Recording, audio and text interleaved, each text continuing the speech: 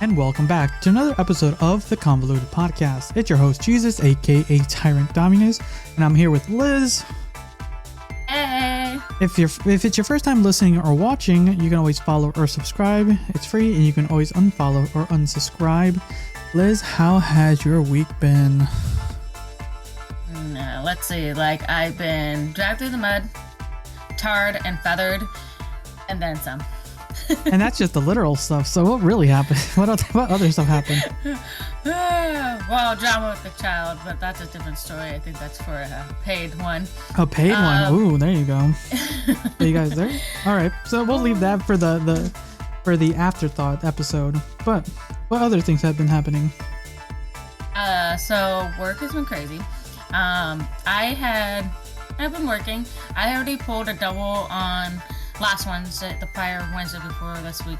So it's by the time this airs, it's been about a week and a half. So I pulled a double. I pulled about 10 hours that day. Ooh, okay. So I might have been.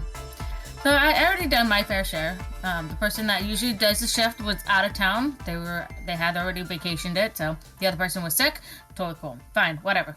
I said this, use me as my last resort. It was only my second week into coming back into work. And this past Wednesday, I think it really stemmed off to, well, I don't think so, but anyways, last Wednesday, the person came back from vacation, went back out on vacation, was out sick. I was dragged into a 12-hour shift. I already had started shift from 6:30 in the morning to about 3 o'clock in the afternoon. I said, well, I have a couple of appointments to attend to. I can be back at 6:30, and it worked till about 10:30. So I pulled about 12 hours that day. Okay, I'm following. So I already worked my 8, worked another 4, so yeah, that makes it 12. So I was really tired. I got up. I had many appointments on Thursday. I got a text. Hey, any way you could work out outpatient, aka retail, and I'll try to get you Friday off. I was like, nope, I can't do it. Whatever. So I was running around. I literally didn't stop running around until almost 6:30, 7 o'clock that night. I was tired. So whatever, after everything that's been going on this week, I've been, dragged through it. And then Friday rolls around. I just got up. I kind of put my lunch together, thinking I'd be going to work at 8 a.m. I got a text message at about 10 minutes to 7 saying, hey, you're not working outpatient. You're working central. They called out. Wow. Oh, my freaking God. So 2 people had called out Thursday, and 1 person called out on Friday. But the same person that called out Thursday and Friday was mad at me for learning a new shift in the department. So they're upset with you because you decided to work something else.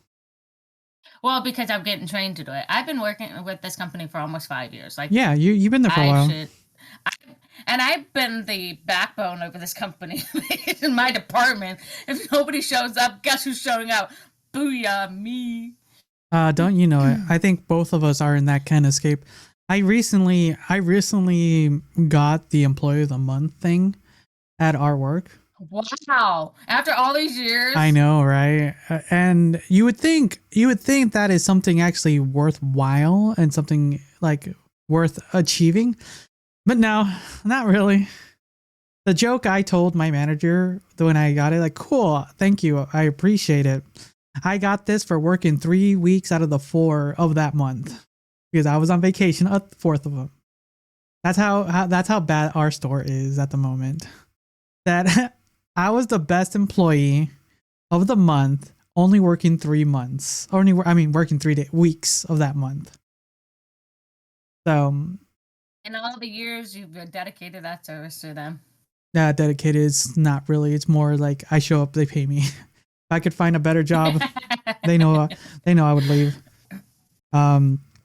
sadly, that's kind of the way a lot of people are in our thing. There's a couple people we've been trying to get, and a lot of people who applied not only for our shift but a lot of the shifts in our building. It's just a lot of people are getting jobs that are paying a little bit more, which is I understand. You know, it's one of those things. Like, am I upset that they're not getting hired, or they're taking a job? Not really, not anymore. Because the way we discuss things on the show, it's like this economy is really bad. So if you can find a place that pays you a little bit more and it works a little bit more for your current situation, take it. I always tell all my coworkers, like, if you can find something that's a little bit more viable for your life in this day and age, take it. That's what I would do if I could find something that pays better than I'm getting paid right now, or with better benefits. Then I would, like, more than likely take it.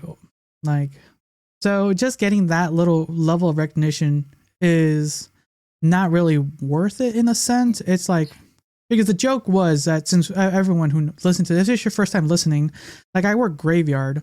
So the joke I tell my team is like, we'll never get that because no one sees us, because that no one like observes us working. And that's a good thing. I'd rather not be dealing with a lot of people. Like, we go in, do our job, and get out. And that's the most I care about. Like, we do our best, and we come back and do it all over again. But it is what it is. And it sounds like there's something for you. It sounds like other people are getting upset for you trying to improve yourself. I'm like, I learned something new, something different, and I'm dependable and reliable to show up for a shift. So that's the other problem. It's like, I show up. That's the problem. The other people call out like it's nobody's. Don't you know it? We've actually, like, I've had people on my team. There's people in our building as well that, like, they just do no calls like almost every other week, or just call in sick, and there's barely any real repercussions. And I'm like, I know, like, a couple of the old timers always say, it's like, the second someone did a no call, no show in my day, they would have been gone. But it's not like that anymore. But that's kind of in a way, it is kind of it's good and a detriment at the same time, because it's that you can't get rid of some of the poor help, but it also kind of gives some leeway to some people that are not able to who are in a situation where, like, oh, I couldn't get to work that day, or was able to communicate to that. So there are some benefits and detriments to it, but it's more detrimental than beneficial these days from my experience and the people I've experienced in my building. We're already short-handed and people are out. We already had somebody out with the back injury that week. So, like, this week is just a hell in a handbasket, shifting me around. I was worked to Central, and then I went back to outpatient. They're like, okay, somebody's coming in to cover the rest of it. You can go to the other side. I'm like, okay. Oh, wow. No rest for the restless here. Not one thing is another. I am just like, I know. I just have been so tired of this weekend. I'm hoping that, next week is a smoother run, and it will be a nice transition into my next week off, next couple weeks off. Yeah, that's true. It's coming up. So we'll see how that works. I believe me and Liz agree that there's not going to be an episode next week. But if there Thanksgiving week, y'all, you should be all thankful and enjoying your family. Luckily, Black Friday's been happening for the last 2 months. I can't. Yeah, I know, right? I've been keeping an eye for some stuff. But yeah, definitely for those who live in the States, yeah, Thanksgiving's coming up. For those in other parts of the world, let us know if there's anything you'll be doing. But yeah, it's been slightly busy here and there, but we'll see. We'll see. If there's an episode, lucky you. If there's not, then you just wait for the week after. Mm-hmm. All right. Is there anything else you wanted to bring up before we jump into some stories?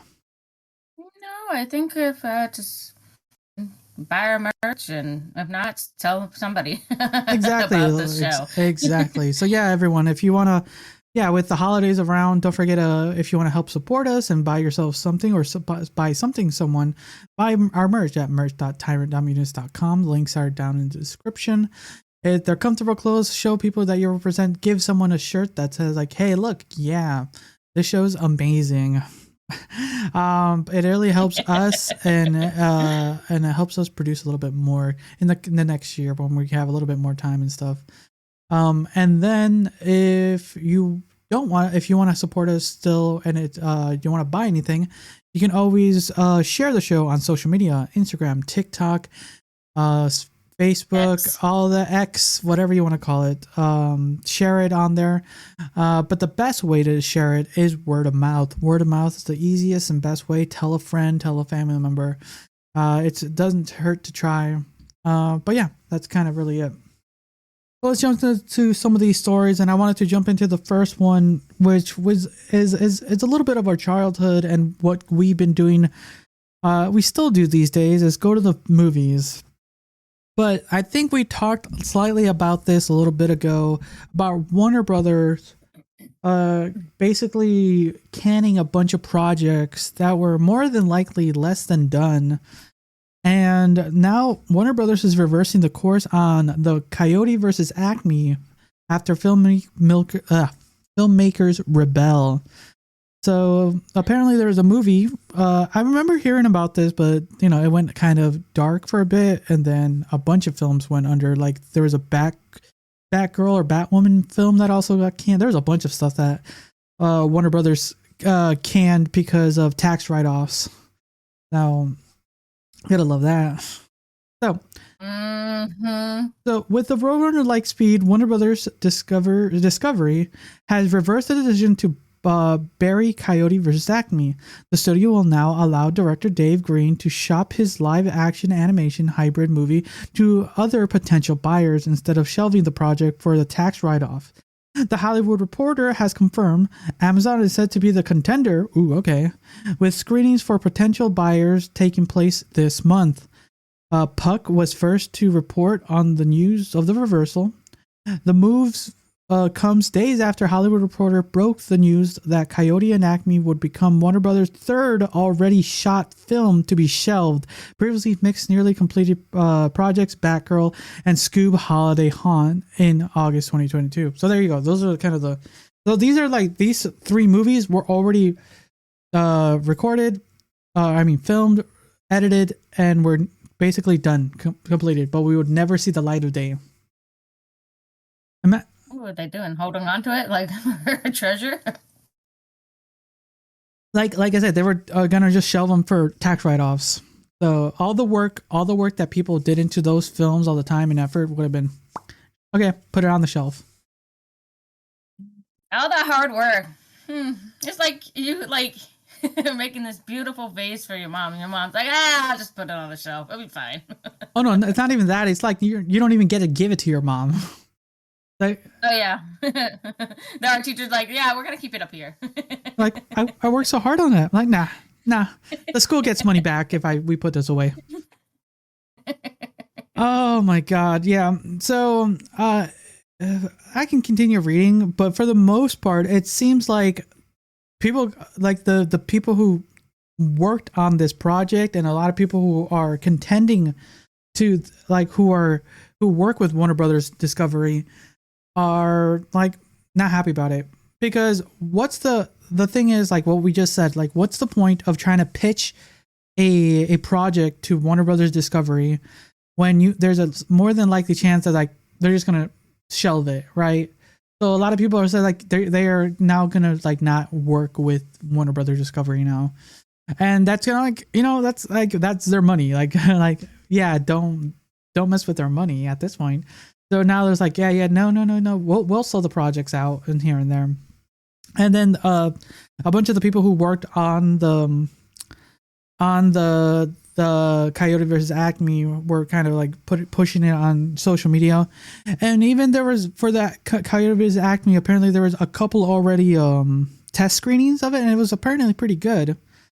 And it's kind of hard to mess with Looney Tunes franchise. It was rough with the last what was it, Space Jam movie. Not the greatest film, but it was fun overall. But having a kind of Roger Rabbit style film this day and age would have been really fun to see. And from what people have, it features like Will Fortin, John Cena, Lana Condor. I think that's how.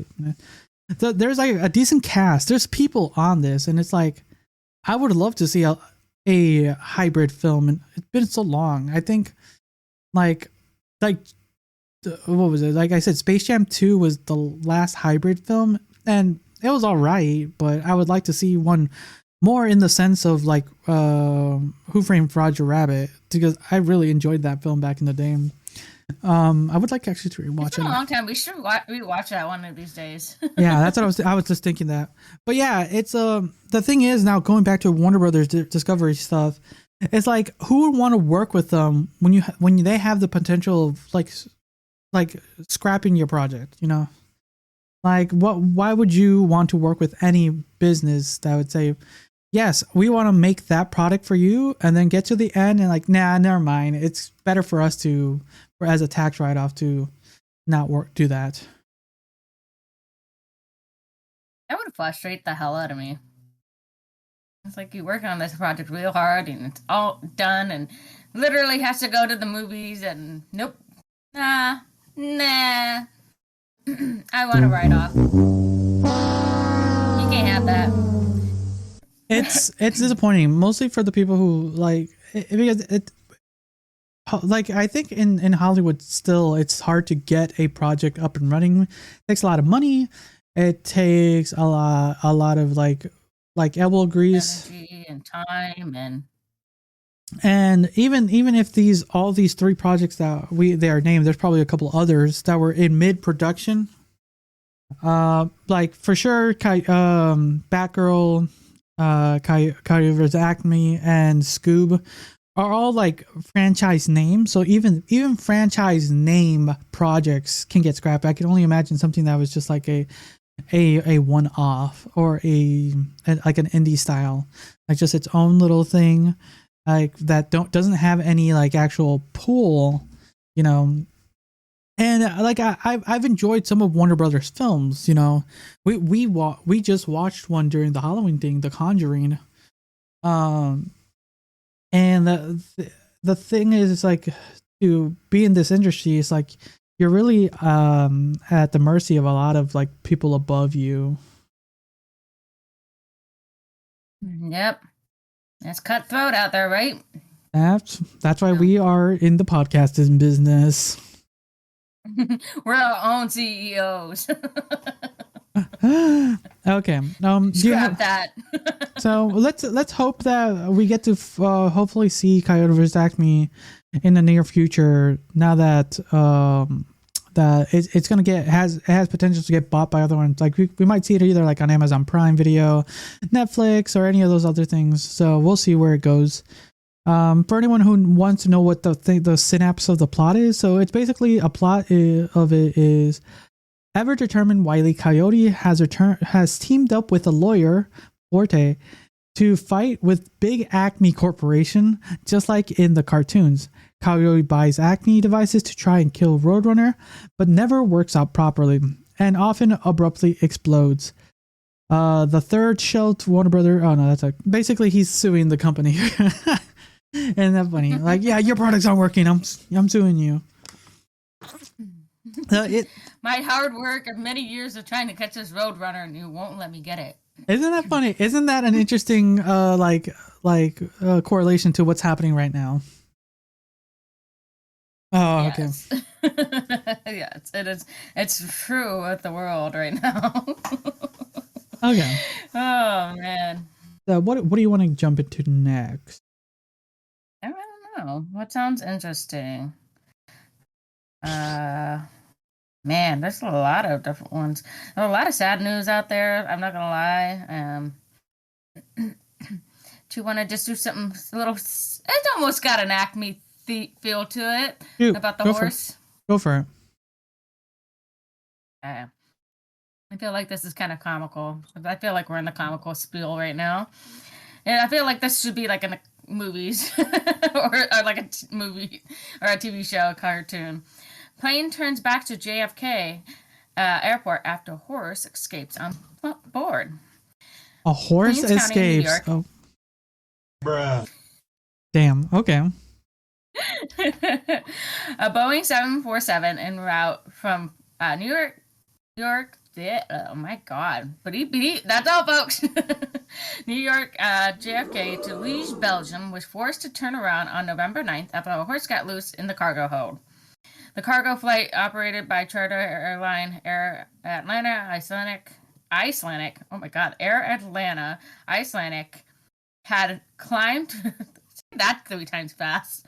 Air Atlanta Icelandic had climbed about 31,000 feet when the crew contacted air traffic control in Boston to report that the horse had escaped from its stall. We don't have a problem flying wise. One of the pilots said in the video construction by the YouTube channel, you can see ATC, but we can't get the horse back secured. In the recordings, air traffic control had heard when the pilots requested to return to JFK Airport, and because the plane was too heavy to dump 20 tons of fuel east of Nantucket. Jesus, that's what you do. The pilot also asked for a veterinarian to meet the plane upon landing because we have a horse in difficulty. Representative from Air Atlanta Icelandic told CNN the information that ATC video is correct. The flight history was on tracking site flightradar24.com. Shows that the following diversion, the plane was able to take off some 3 hours behind schedule and landed in Leeds at 6:49 a.m. local time on the morning of November 10th. Pound for pound, the incident of one of the biggest hitters when it comes to animals escaping on planes, but critter problems are surprisingly common in the air. Okay. And they have another one. Oh, they have another one. Yeah, that goes a little bit further. In October 2023 alone, an otter and a rat were reported to have caused uproar after escaping from hand luggage on VietJet flight from Bangkok, while a bear cub broke loose from the crate on a flight from Baghdad to Dubai, while passengers were on board. Oh my God, there's a South African flight was forced to make an emergency landing in April after a deadly Cape Cobra slithered up his shirt because it was a story about mid-flight animals incidents. If we didn't mention snakes on a plane. Goddamn. You know, we talked about the plane incident last time. Now it's like animals. Like what is not in a plane? The thing that surprised me is I didn't really think horses would be on planes. Like, not at least commercial planes. Like I could imagine cargo planes. Yeah. So, but they do have room, depending on the type of plane it is, yeah. So that surprised me a little bit, but I talk about like animal difficulties, goddamn. Like that like if you hear over the intercom, yes, we are planning to turn around due to a wild horse running around. Like what? Did I hear that right? Where in there? Like, yeah, then these other incidents, an otter, a rat, a snake. Like, if you say a snake's running around, like, wait, are we in the movies or something? I know, right? Because for the most part, when mostly with people flying right now, because it's the holiday time, you know, you really got to be careful. And a lot of people take their pets on ride because you can't find a babysitter or a pet sitter. That's kind of the reason sometimes some of our family can't make it to some events and stuff like that, just because you know, you gotta take care of your pets. Mm-hmm. Finding a pet sitter, or some posh people will say the pet hotels. But yeah, it's interesting. I can only imagine what the people in this flight were thinking when they heard that. And look at that shit. A horse? Yeah, definitely a wild one. Definitely a wild one. Talk about wild, yeah. But I cannot imagine what the people were feeling to deal with all that shit. But at least it seems like they handled it. It sounds like the horse was pretty much fine after they got landed and stuff like that. So I'm happy for that. Yeah. He's probably being shipped over there to get I hope not eaten. Oh well. Well, we never know. I've only eaten horse once. I've only had a horse once. And it's pretty tough. My brother and his wife had a 7-course meal, and one of them, the courses was zebra. Zebra. That would be an exotic thing. Wait, where? Mhm. Wait, where? They were in Belgium. They were stationed in Belgium. Okay, I was like wondering. Like, wait a second. I was about to type in. Can you have zebra in the States? Okay, let's continue on. Let's go into some more serious news here. So let's talk about this lady Okay. from North Carolina. Go. Okay, here we go. So a video emerged of a black woman on the ground being punched by a white male police officer in North Carolina, authorities said Wednesday. The incident, which was captured by bystanders videos, unfolded Monday afternoon as 4 police officers appear to hold down the woman as a 5th officer hits her several times. So there's 5 people on her. Wow. Not a single fuck was given They this haven't learned, day. have they? She and another man were allegedly smoking marijuana in public. When the police approached them, and authorities said police identified them as Anthony and Christina. Goddamn. Like, that's funny. It's like now you can't even just smoke some weed. Like you get beat if you're like, oh, I smell weed, and you get beat for a little marijuana. Like, imagine all the crime we've talked about, and these are the people that get assaulted. I know, right? Right? You have weed, you're gonna get beat down. Oh, you murdered someone? Well, we just gotta arrest you. What about my beat down? Oh, you're white. You're good. I get it. Let's see here. I quote, I get it. I understand the outrage. I understand the emotion that can come when you look at the video that involves an officer who is punching a female who were trying to make it the arrest and subdue. That's from Chief Johnny Jennings, the Charlton. Johnny Jennings. The chief of the Charlton Mecklenburg Police. Okay. Charlotte Mecklenburg. Yeah. Wow. Man. Anyways. That's a town. So Jennings said that his department is going through the legal and administrative steps needed to get the body camera footage released. Pierce appeared to be surrounded by and being subdued by 4 officers, with a 5th officer identified as Vincent could be seen entering the fray to repeatedly hit her. I like how it takes 5 grown men to take down one woman here. She's some strong ass bitch. That's for sure. She was high, Liz. She was smoking so much weed. She was smoking like tons of weed from what it sounds like it. Okay, so No. let's see here. She was hit 7 times in the knees, 10 more times with a closed fist, and the man arrested with her was armed with a 9mm handgun. We have to take a close look at when is enough. As said, the police force needed to make an arrest. I can tell you that in the public opinion, absolutely, the public is going to say that was excessive, but I understand that. I get it. So that's what the chief of police says. Okay, before we continue, what are your thoughts kind of hearing this? Besides, oh, it's another one of these stories. The other guy has a freaking pistol, and she had no weapon on her except for smoking some weed. And she gets 7 times in the knees. Ouch! My knees hurt just feeling that like pain. Ow! What the hell? And then closed fists? Oh my god! What the hell? Like, she deserved just for smoking a little weed. Yeah, she was with the guy that she probably shouldn't be with. But seriously? Are you out of your mind? That's a little outrageous there. I understand a little bit, but 5. Say to subdue one woman that's very probably petite compared to them. Oh well, there's a video. Let me see here. Where is it? See if we can see you. Transparency in this case, and that's why CMPD has arrested. Where's the video? See if we can get an image of her. Ooh, she's pretty petite. Oh, I can see some of the.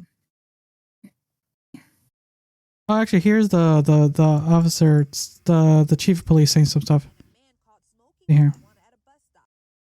Says they both resisted, and during the struggle, Pierre hit an officer several times. Police say she was then taken to the ground. It is a compliance blow. A strike to the peroneal nerve is if someone has their hands underneath them and we're trying to activate an arrest.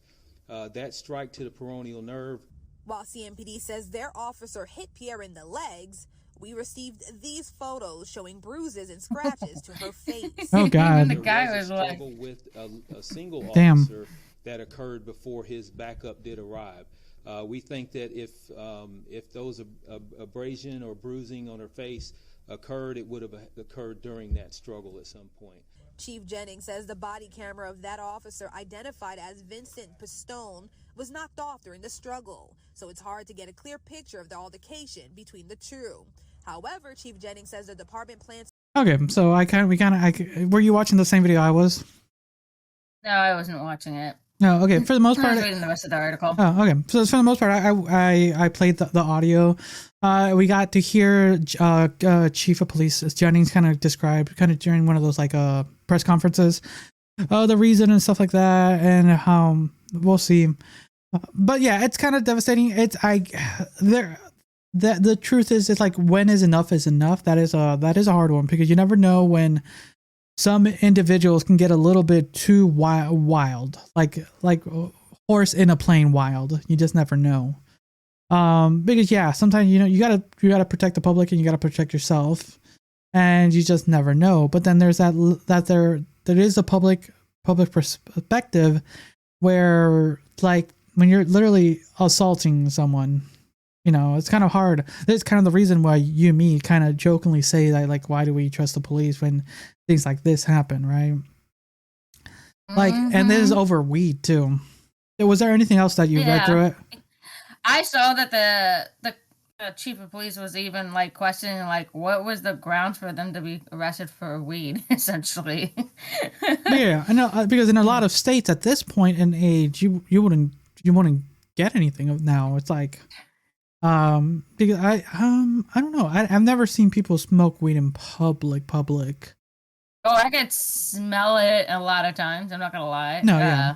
Just the other night, actually, I was out with my kiddo, and we were out at the grocery store nearby, and we come out. I'm like, whoa, and we're like, ugh, and I get nauseous from smelling that stuff off the bat, So yeah. So yeah, we were not happy about that, but I mean, it was kind of in public too, because it was a parking lot. So.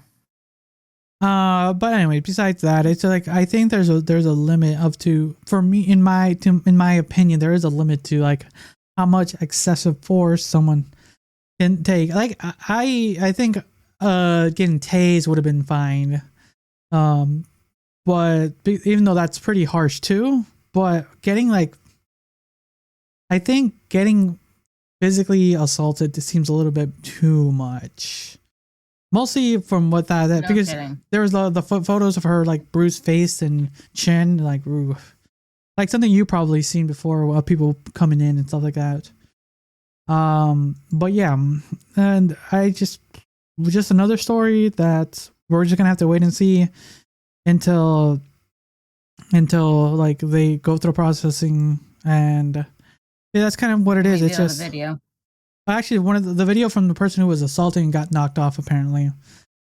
So the officers that was doing the punching, the camera fell off. So. Oh, how convenient! I know, right?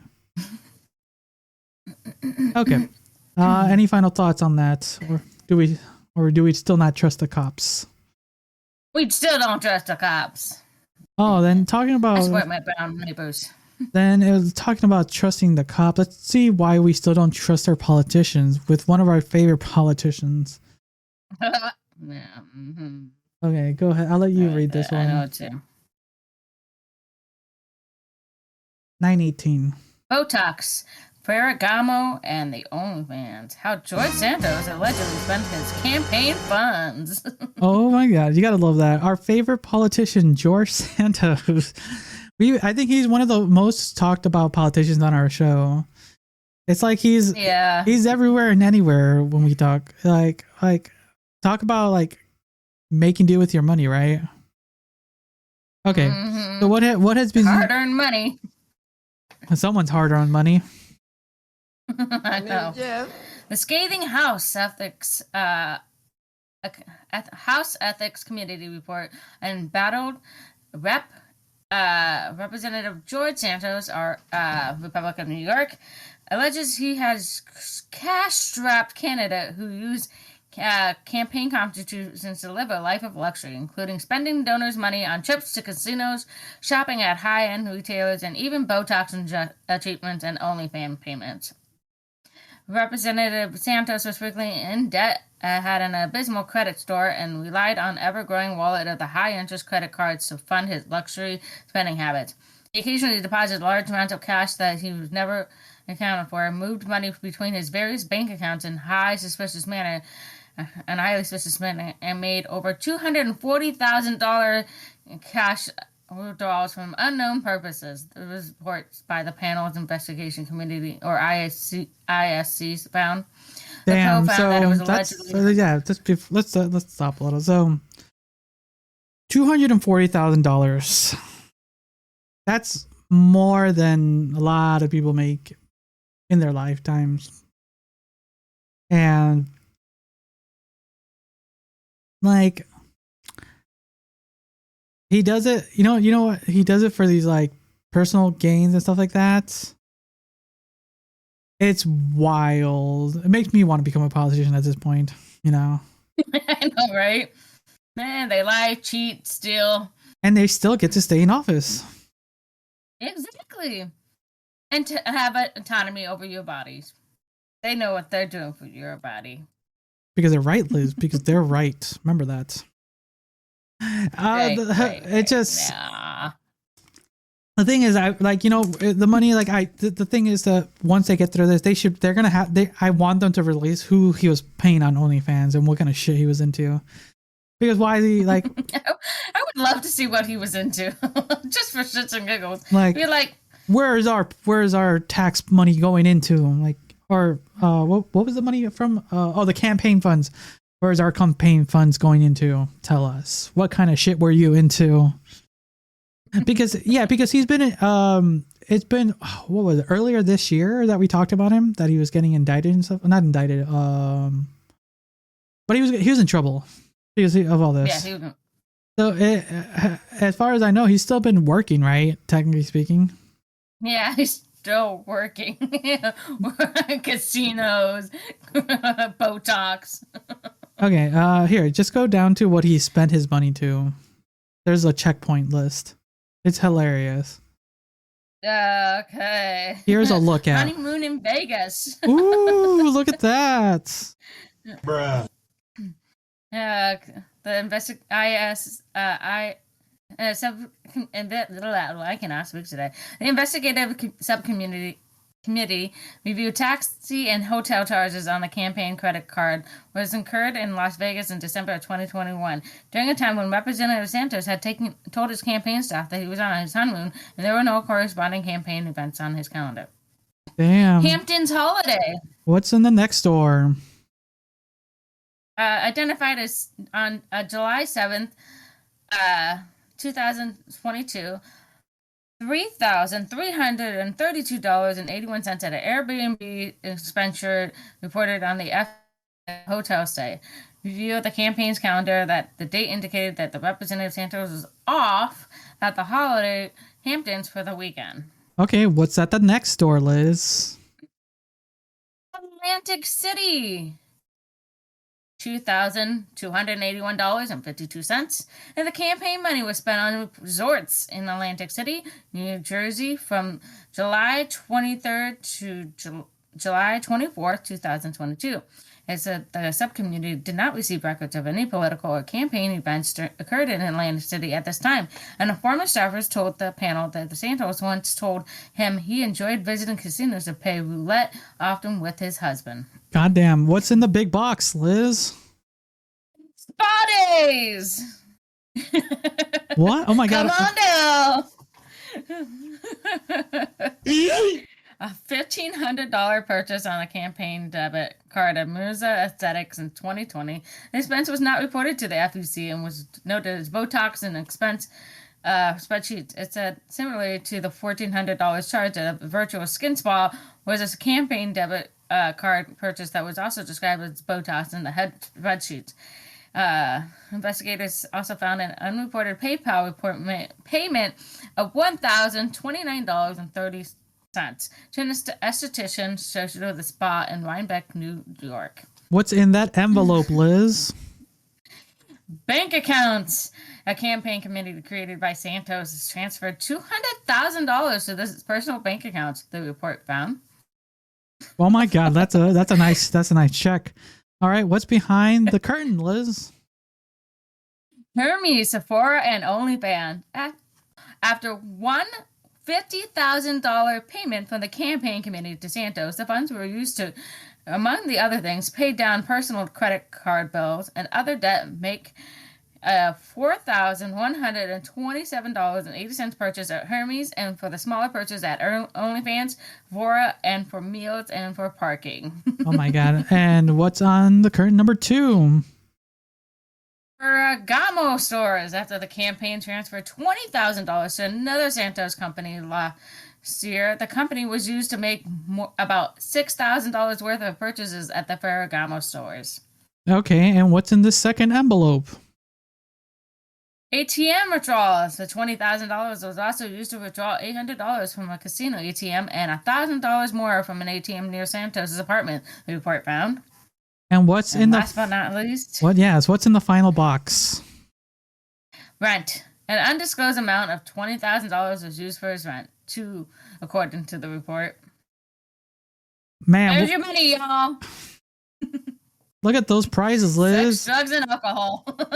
Don't you love that? And rock and roll. Love, sex, and rock and roll. Yep. A little gamble it away. Do you see? These are the things that I wonder about sometimes. Like people raise so much money to do a lot of things, and there's an idea for me at least where some of those funds go. But when you hear things like this, it's like, bruh, it's just baffling that all this money, because just reading through those, it's like so much money is spent for needless things. And remember, the thing is, here's the other thing: people voted for this man.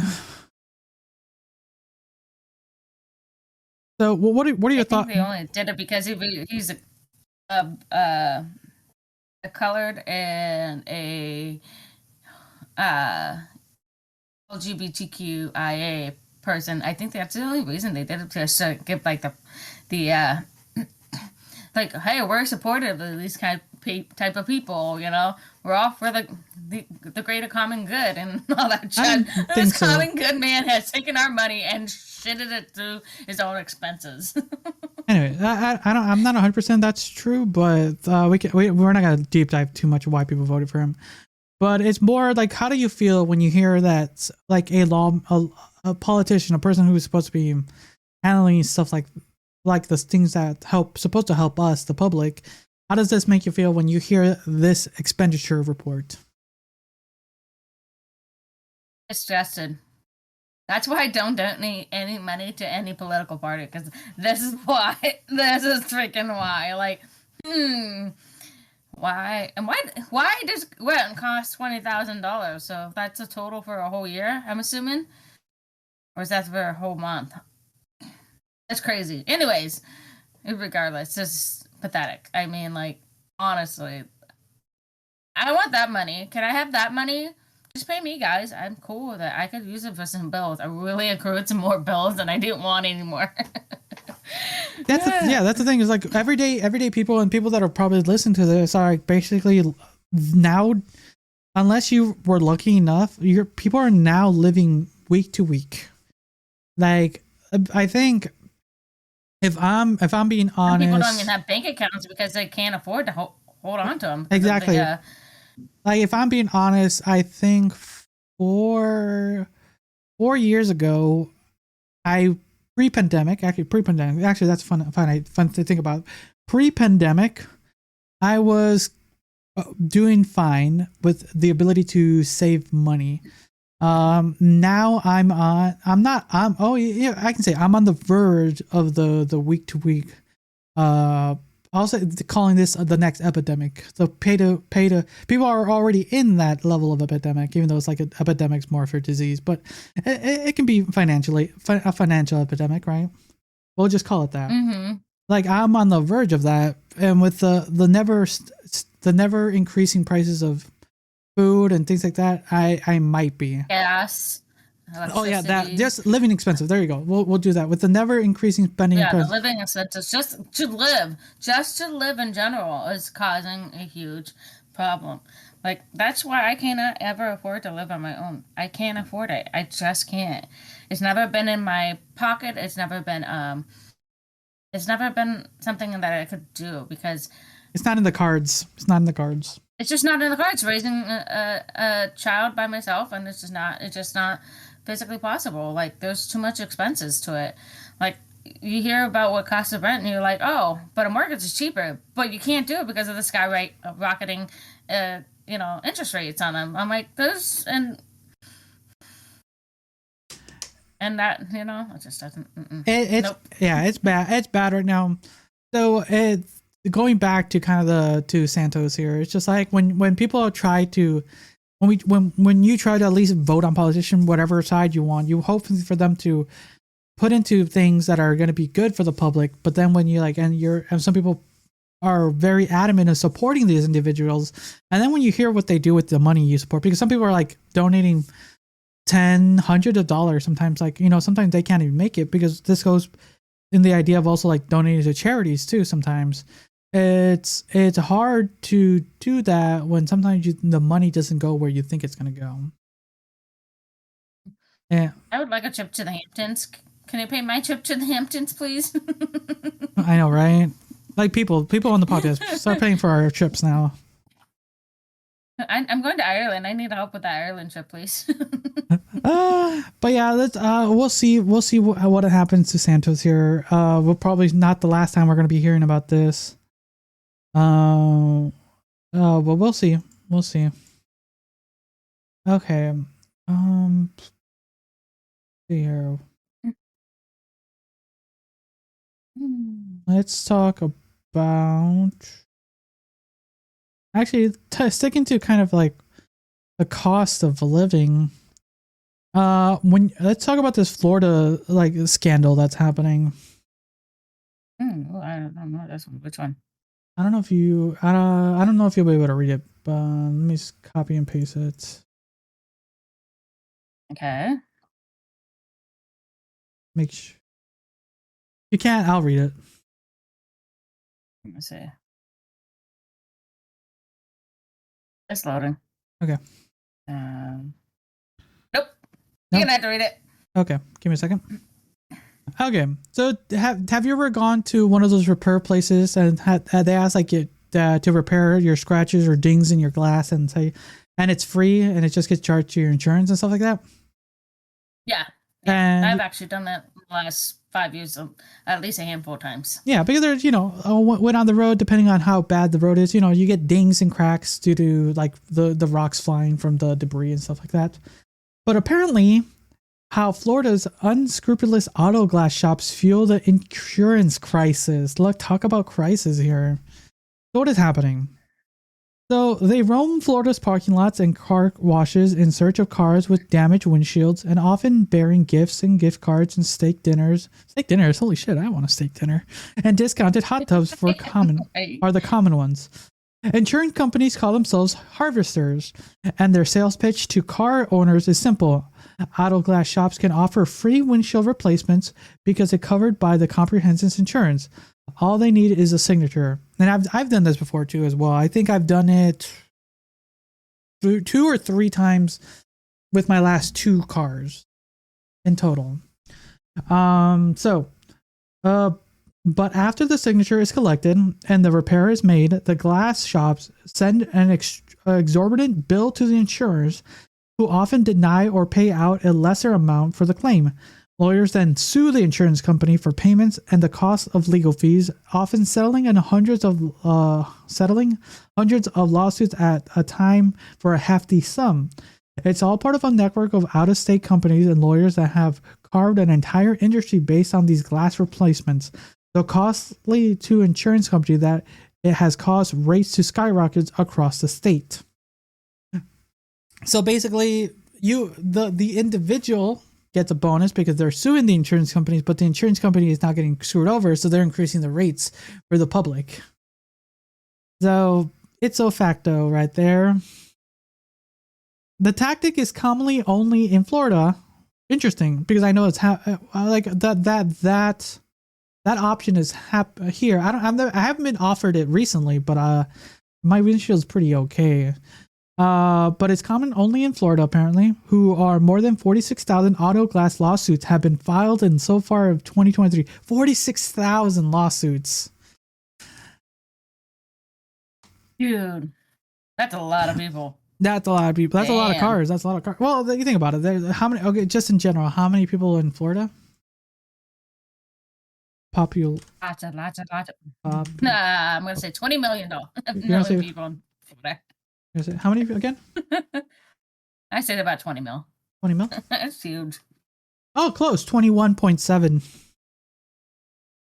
Hey, I'm not that. Yeah, so yeah, 47,000 for cars. That's pretty low, actually. That's pretty low if you think about it.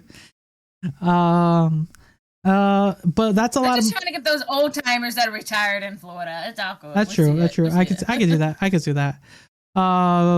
Not a single fuck was given this day. The thing is now, so laws meant to protect customers have fueled the trend, which has exploded over the past several years. Only 591 such as Florida lawsuits were filed in 2011. Advocates groups pointed to the the burgeoning industry of unscrupulous auto glass shops, and lawyers are leading factors behind the state's high insurance costs.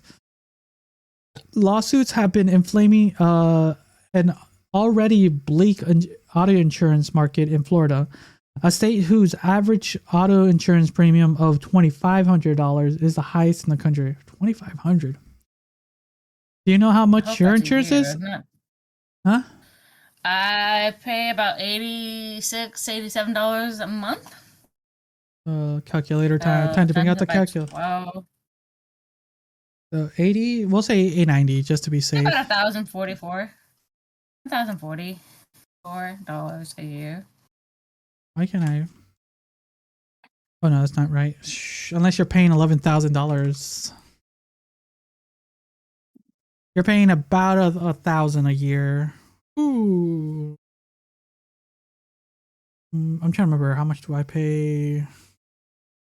Actually, let me see my phone. I can do a quick search because I always get a text.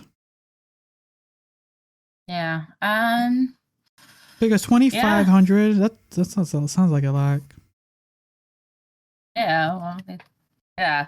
Well, well, you have to think about it. They have to prepare for tornadoes, hurricanes, flooding, hail, all the kind of damages that happen. So natural damages that could happen to the car. Okay, so mine is. Yeah, you're paying $208 or $209 for every month for the $2,500 a year car insurance. Ooh, I'm almost up there. I pay $18 a year. Ooh, you're up there. I'm up there. And that's still pretty low compared to some people I know. I know a person who has to pay $380 a month. Ooh. Mm-hmm. Actually, I take that back. My brother has to pay like almost $500 a month. Ooh, so wait, what's that? $6 a year. Oh, that's a lot. But yeah, it's high. But yeah, it's one of those things we could probably go into this deeper, but for the most part, we kind of get the justification of the whole thing. It's just like there some people are trying to make money. I get it, and you would think like, oh, we're screwing over someone else, like the top people, not the little people. We're helping the little people with these free fixes, right? But in the long run, it's hurting the little people because now the top people have to make ends meet by then just charging more to the individual. So, like, what are your thoughts when or like first went with the idea and then like kind of the long game, what might hurt? It still hurts either way. You think about it, it's gonna hurt the little person. You know exactly what you said. It's gonna hurt them because it doesn't. If you're trying to get to the high people, but the high people are, it might not even really hurt them tremendously, but it would definitely it does definitely trickle down. It's a trickle down system. It's just how it goes. Well, that person who lives within that 5 mile radius of that next person, well, we're going to increase their risk too. So we're going to have to increase their, pay on that too to cover that expense for that future. I mean, think about it. It hurts the little people. It doesn't hurt the people with the money. No, because yeah, from what it sounds like, it's all the multiple lawsuits just get paid a big chunk of money by just getting rid of them all, and then it's just ruined altogether, and it just like raises the rates for everyone. And already this current economy, as we were talking before, like really the thing that we need to drive on to get to work or get our stuff done, our errands and stuff like that, is now getting more expensive to do, even with the rising price of gas too, because it's been slowly. Actually, I just recently. I'm sorry to interject. I'm gonna go off on a little bit of a tangent. I Go just for paid it. for the premium gas for my car, my one of my cars, because it takes premium gas. You take premium? I didn't know that. Holy shit! One of gas, one of the cars, not both the cars, just one of them. But the fact that I paid $3.80 for a premium, I haven't paid that in God knows how long. Like how much? For that vehicle, $3.80 a gallon. It was not terrible. We've been paying for over $5 a gallon for that, so yeah, I'll take it. We had little wins, the little wins in life. Oh my sorry. god! That was my tangent. No, that's fine. It's just Gas is expensive. Not everybody lives like right next to a grocery store, like yourself, or I've heard people be like, yeah, we have to I have to travel 5 miles, if not more, to get to a decent sized grocery store, to get the means of what we need for life for the week, or for that couple of things they might need. So really, it's crazy because you spend more money on gas and time and energy, and you can't pay for delivery because the delivery fees are expensive. And yeah, it's one of those things where the idea is like, oh, you can get stuff delivered to save on money, but then you're right, it takes more money to pay, and then the rise of delivery costs. Because for the most part, at least for me, one, I don't like driving out in public and during the day, just because it's just nerve-wracking these days with so much construction in our areas, that like at this point, if you have to plan your day to run all your errands in one go so you can save on the gas because of how expensive it is. And then even though my vehicle is pretty economical, like even I'm still trying to like, okay, I need to do these 3 errands this week. I can do them all on this one day just because I want to make one trip. And not only that, I just want to make the week easier on myself by, if I can do all of my stuff in one day, get it over with, I'm done, and I don't have to leave the house again. Because one, I don't want to, and I don't need to. But yeah, it's like you planning out these things is like you would hope the quote, the American dream would be like, you'll be able to earn enough money, be able to do your leisures, your hobbies, within some level of restraint, and not worry about stuff. But now it's just like just hard just to get up and go. That's why I know a lot of the people I know who don't even look for work outside of the city they live in. It's because it's just cheaper in the long run to work in the same city because it's better on gas, on time, because people don't even have time now to be spending on that. So yeah, I get it. Exactly. That's how my Thursday rolled up. I went to downtown to do my appointment, and then I was like, okay, well, I can go have brunch with somebody, and then on my way down back home, I grabbed gas, and then went on to my next appointment. And yeah, I totally get it. It's like you're always trying to run your day and, jam packed with things to get things done. So, especially when on your day off, just that's all you're doing is running errands, but you have to make them all in one trip or something to make it worthwhile. Oh, fun times these days. And it's the holidays just around the corner too. Just I know, right? Happy Thanksgiving, y'all. Hope you can get a turkey. Oh, I have too many turkeys, sadly. Right. You got too many turkeys. Yeah. We're able to get a turkey breast. So, that's all we feed with our turkey breast. We did turkey breast. We're good. yeah, I don't know about what's happening for us, but we can talk about that in the after show. Okay, I think is there anything else you want to talk about, or you want to kind of call it good? Because I think that's a decent point. Kind of just kind of. Yeah, I did a lot today. I mean, there's so much going on in this world. I think that really kind of highlights the whole week, doesn't it? Yeah, sadly, yes, it does. So everyone, let us know if the people in the States, if you guys are going to be doing anything this holiday week. Are you guys going to be doing any shopping for Black Friday, Cyber Monday? Let us know. Post a picture. Let us, because yeah, it's holiday shopping for us as well. So, fun time. But yeah, let us know down in the comments if you're watching this on YouTube or Spotify. Let us know anything on Facebook, Instagram, TikTok, or Twitter /X, or Threads. So we also have Threads. I've been posting a lot more. Like I've been fixing my schedule. Yeah, I've been fixing my schedule to kind of start properly doing stuff. So you'll be seeing a little bit more content to kind of see how things go around. To kind of get myself ready to some sense of like, okay, this is how the show is going to work. I'll explain this to Liz later. But yeah, so everyone, Liz, thank you for joining me for another week. It seems you've had an interesting week, but we might talk about that more on the paid portion of the podcast. But yeah, everyone, thanks again for listening or watching. Until next time, see ya.